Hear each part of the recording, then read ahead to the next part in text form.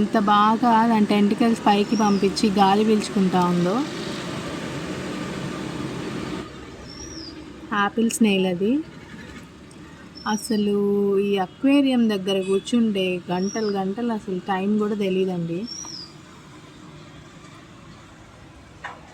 So almost water అన్నీ clear చేసేసాము.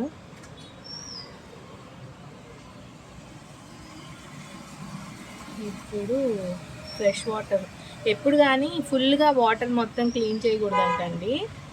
So half water అవే ఉంచి హాఫ్ వాటర్ కొత్తవి అలా చేయాలి అక్వేరియం క్లీనింగ్ ఎప్పుడు. లేకపోతే మేజర్ టెంపరేచర్ ఫ్లక్చువేషన్స్ వల్ల చేపలు కొన్ని చనిపోయే అవకాశం ఉంది. కాబట్టి అలా చేయకూడదు.